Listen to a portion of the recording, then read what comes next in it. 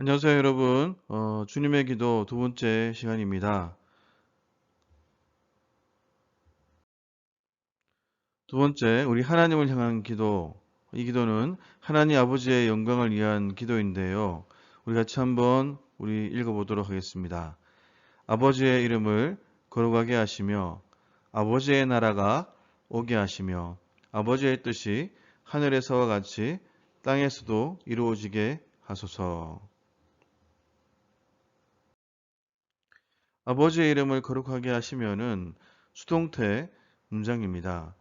아버지의 이름을 거룩히 하는 주체가 누구냐에 따라서 우리가 해석이 달라질 수 있습니다. 주체가 누구냐에 따라서 해석이 달라질 수 있죠. 이것을 기억하시면서 같이 한번 우리 나갔으면 좋겠습니다.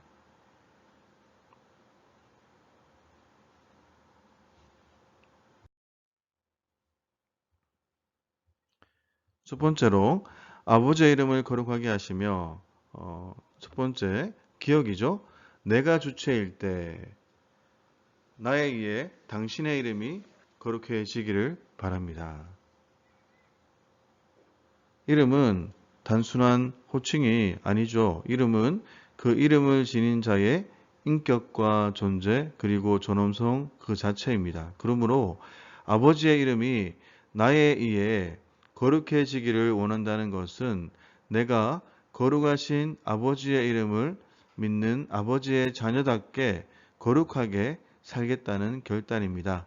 다시 말해서 내가 거룩하게 삶으로써 아버지의 이름이 거룩히 높여지기를 바란다는 의미이죠. 하나님을 믿지 않는 세상 사람들은 하나님께서 거룩한 분이심을 결국 우리의 삶을 통해 우리가 보고 알 수밖에 없습니다. 그들은 우리가 거룩하게 사는 모습, 세상과 구별되게 사는 모습을 보고 저 사람들이 믿는 하나님은 거룩하시구나라고 그렇게 알게 됩니다. 그래서 아버지의 이름이 나로 말미암아 거룩히 여김을 받으시기를 기도하는 것은 나의 삶으로 아버지의 거룩하심을 세상에 드러내겠다는 그 다짐을 의미하는 것이죠.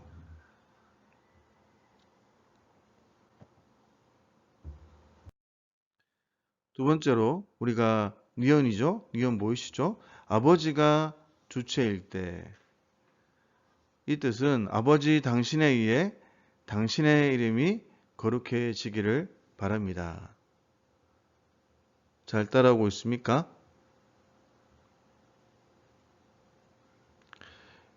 아버지를 주체로 하여 이름을 거룩하게 하시오며라고 이렇게 번역했는데요.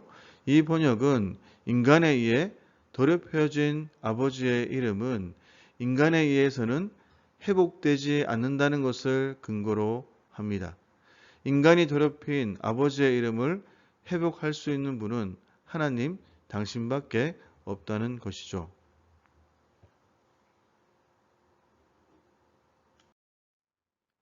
이 부분 한번 우리 중요한데요. 같이 한번 하얀 부분 봤으면 좋겠습니다.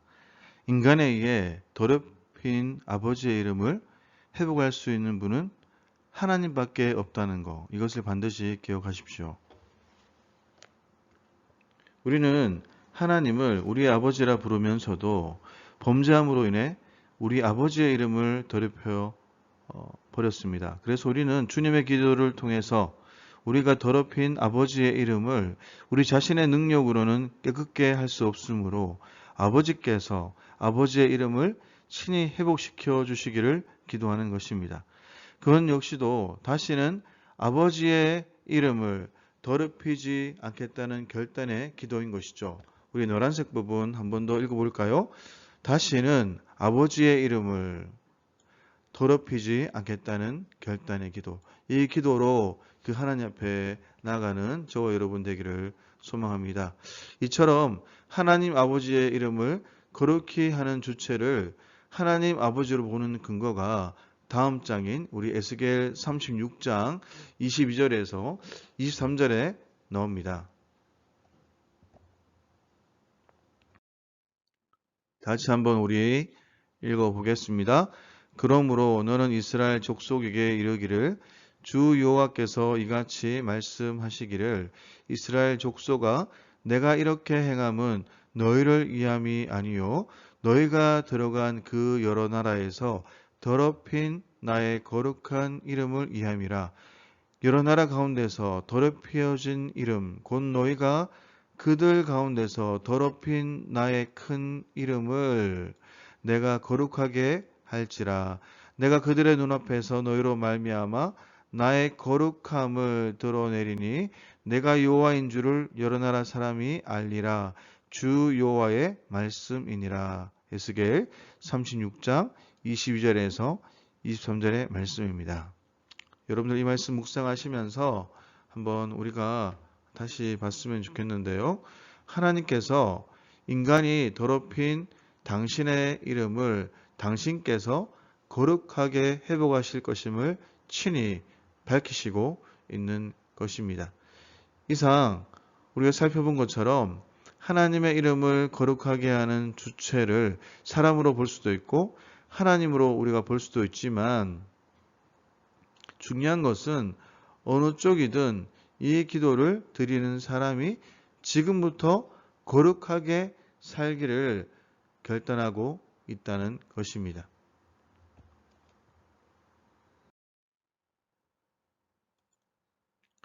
중요한 것은 어떤 쪽이든 어떤 해석이든 기도를 드리는 사람이 지금부터 거룩하게 살기를 결단하는 것입니다. 하얀 부분 너무나 중요합니다. 기도를 드리는 사람이 저와 여러분이 지금부터 거룩하게 살기를 결단한 것. 이것을 기억하십시오. 네. 거룩이 삶의 지표임을 우리가 재확인한다면 우리의 삶의 질과 방향은 달라질 것입니다. 두 번째로 9절은 나라가 오게 하시며 하나님의 나라가 임하게 해달라는 기도이죠. 하늘나라는 천국이고 하나님의 나라는 신국인데요. 두 용어는 같은 말입니다. 복음서에서 하늘나라는 마태만 사용했고요. 마가와 누가는 모두 하나님의 나라라는 용어를 사용했습니다. 마태복음은 마태가 유대인을 위해 기록한 복음서였기에 마태는 여느 유대인처럼 가능한 한 하나님의 호칭을 사용하지 않게 하여 하늘나라, 즉 천국이란 용어를 썼습니다. 그래서 마태는 하늘나라란 용어를 38번, 하나님의 나라란 용어를 4번 사용하면서 그 두 용어를 같은 의미로 사용함을 자신이 직접 밝혀 놓았던 것이죠. 그렇다면 하나님의 나라가 임하게 해달라는 기도는 무슨 뜻이겠습니까? 첫째로 우리 기억 나오죠? 예수 그리스도 안에서 이 세상과 나 자신에 대한 하나님의 통치권을 받아들이는 것입니다. 하나님의 통치권을 받아들인다. 너무나 중요하죠?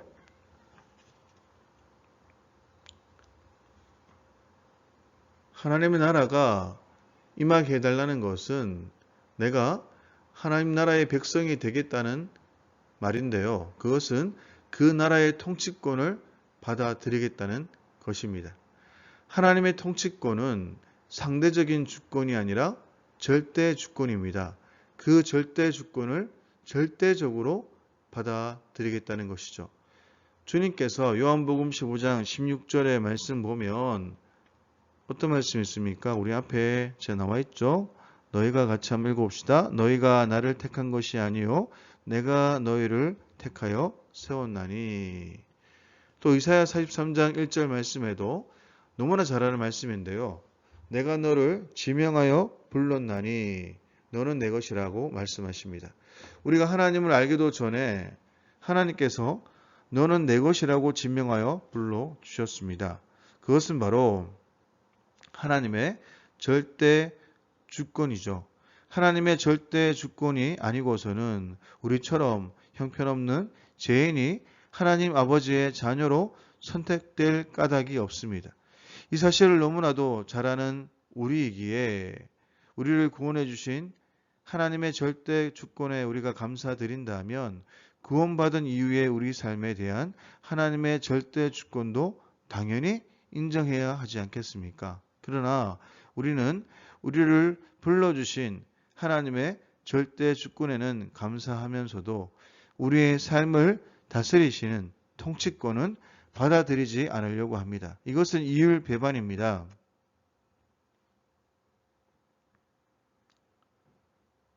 그래서 주님의 기도를 통해서 나라가 임하옵소서라고 기도 드릴 때마다 우리 삶에 대한 하나님의 절대적인 통치권을 받아들일 것을 우리가 재다짐해야 하는 것입니다. 하나님의 절대적인 통치권. 스볼처럼 우리가 풍부에 처할 수도 있고 빈곤에 거할 수도 있지만 그런 것을 우리가 구애받지 않고 오직 하나님의 절대 주권을 우리는 따라야 하는 것입니다. 미연이죠. 우리 분홍색 이 글자 같이 한번 읽어보겠습니다. 내 중심으로 살고 싶은 어둠의 권세와 충돌하는 것을 회피하지 않겠다는 적극적인 결단입니다. 내가 하나님의 통치를 받아들이고 하나님 아버지의 자녀로 우리가 살려다 보면 어둠의 권세가 나를 짓누르고 너의 중심으로 살라라고 유혹할 수 있습니다. 그때 내 중심으로 살고픈 어둠의 권세와 하나님의 통치권을 받아들이려는 나의 속사람은 필히 충돌하기 마련인데요. 나라가 임하옵소서라는 기도를 통해 우리가 그 충돌을 회피하지 않고 극복하게 됩니다. 독일의 신학자 보네퍼가 이런 말을 했습니다. 같이 한번 읽어보겠습니다. 우리가 그리스도를 만날 때 둘 중에 하나는 죽어야 한다. 내가 죽으면 그리스도가 살고 내가 살면 그리스도가 죽는다. 내 속에서 그리스도가 살아야 그리스도 안에서 하나님의 나라가 내 속에 펼쳐질 것입니다.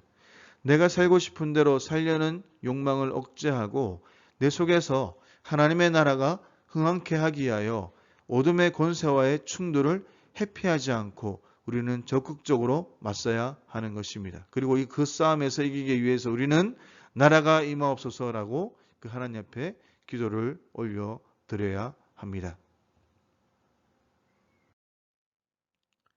디귿이죠. 우리 같이 한번 읽어보겠습니다.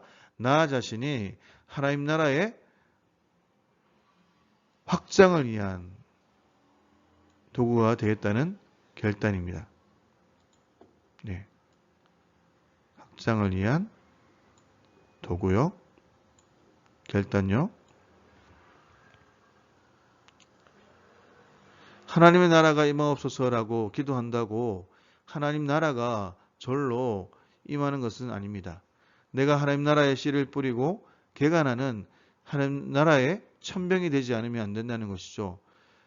요즘도 그렇지만 과거에부터 우리가 성시화 운동이라는 말이 유행하고 있었는데요. 그러나 실제로 성시화 운동의 그 내용을 보면 주로 넓은 장소에 모여서 대형 집회를 여는 것이 핵심인 것처럼 그렇게 여겼습니다. 그러나 성시화는 그렇게 해서 이루어지지 않습니다. 그리스도인 각자가 자기 삶의 자리에서 진리의 빛으로 살아가야 성시화가 이루어질 수 있는 것이죠. 그리스도인들이 이 땅에 하나님의 나라를 일구는 천병이 되어야 한다는 말입니다. 주님께서 우리에게 너희는 세상의 빛이다라고 말씀하셨습니다. 그 말씀은 이 세상은 어둠이라는 뜻이죠. 낮이든 밤이든 상관없이 주님 보시기에 이 세상은 너무나 어둡습니다. 그렇다면 주일 예배를 마친 그리스도인들이 세상 속으로 들어가는 모습을 머릿속에 한번 그려봅시다. 어둠인 세상 속에 그런 어둠으로 들어간다면 아무리 그리스도인이 많아도 이 세상은 절대로 변화되지 않는 것이죠. 그러나 그리스도인들이 진리의 빛이 되어 세상 속으로 우리가 들어간다고 생각해 보십시오. 여러 개의 빛이 동서남북으로 퍼져서 나아갑니다.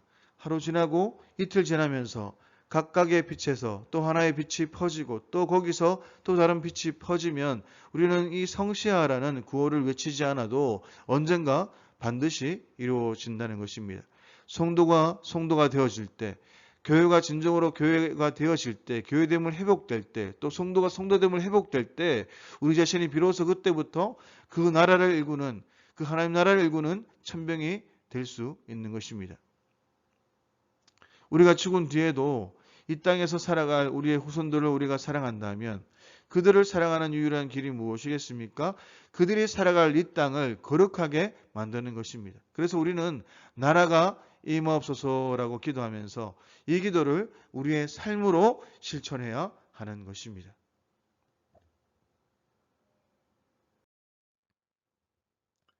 세 번째로 아버지의 뜻이 하늘에서와 같이 땅에서도 이루어지게 하소서. 하늘에 계신 우리 아버지에서 하늘은 복수형 우라노이스라고 그렇게 말했습니다. 그러나 오늘 여기에서는 이 하늘은 바로 우라노스. 이거 보이죠? 우라노스. 단수인데요. 땅과 대칭되는 개념입니다.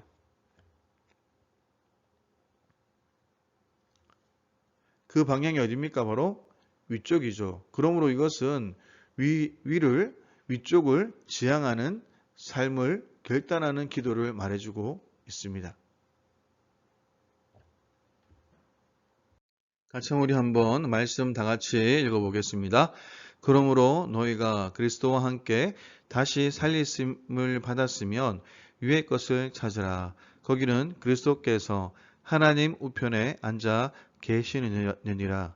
위의 것을 생각하고 땅의 것을 생각하지 말라. 골로새서 3장 1절과 2절 말씀인데요. 이 말씀 너무나 중요한 말씀인데 저와 여러분들이 함께 말씀을 암송했으면 좋겠습니다. 아버지의 뜻이 하늘에서와 같이 땅에서도 이루어지게 하소서. 이렇게 살기 위해서 우리는 매일매일마다 위의 것을 구하는 삶을 살아가야 합니다. 일본의 신학자 우치무라 간조는 이 세상은 하나의 거대한 무덤이라고 이렇게 했습니다.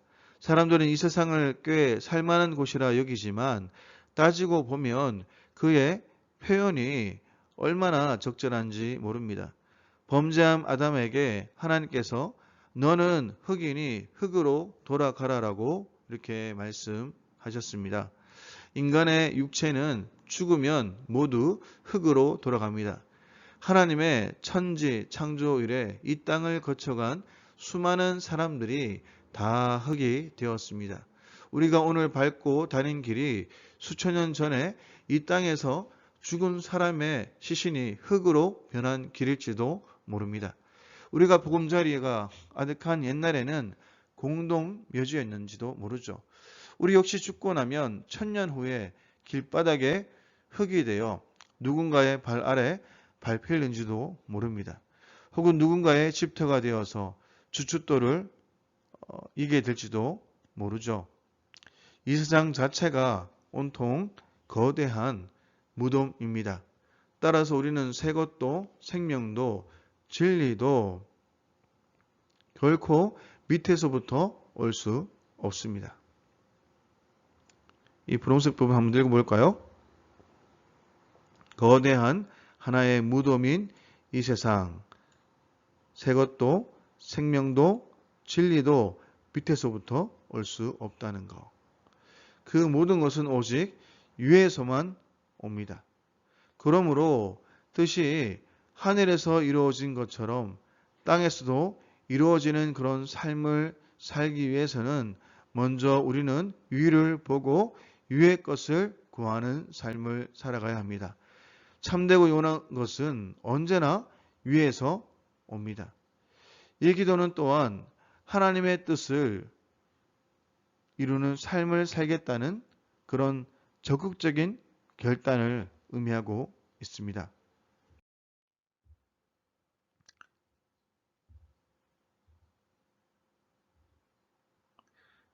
우리 한번 읽어볼까요? 하나님의 뜻을 이루는 삶을 살겠다는 적극적인 결단.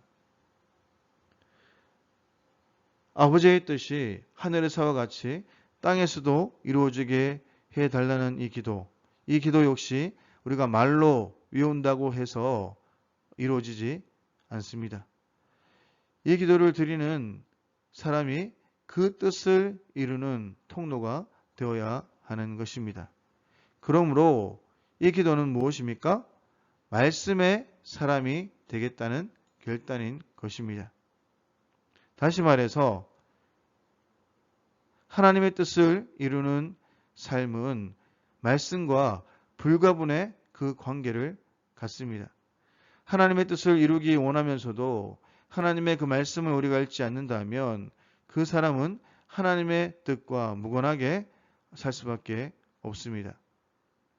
말씀을 통해서만 우리 이 부분 보이죠? 너무나 중요한 부분인데요. 같이 한번 제가 읽어드릴 때 또 나눌 때 한번 적어보는 시간 가졌으면 좋겠습니다. 우리가 말씀을 통해서만 하나님의 의도, 하나님의 뜻, 그 하나님의 섭리를 우리가 알 수 있습니다. 따라서 우리가 아버지의 뜻이 하늘에서와 같이 땅에서도 이루어지게 하옵소서. 이 기도는 우리가 진정한 하나님의 그 사람으로 살기 위해서, 하나님 앞에 쓰임받기 위해서 우리는 하나님의 말씀을 매일 먹고 마시지 않을 수 없는 것입니다. 그때 우리는 우리 자신도 모르게 하나님의 뜻을 이루는 그 삶, 하나님의 그 말씀이 육화되는 삶, 그런 삶을 살아낼 수 있는 것입니다. 오늘 여기까지 하도록 하겠습니다. 감사합니다. 또 다음 시간에 우리 주님의 기도, 우리 세 번째 시간 함께 나누면서 그 뜻을 알아가는 시간 갖도록 하겠습니다. 감사합니다. 다음 시간에 만나겠습니다.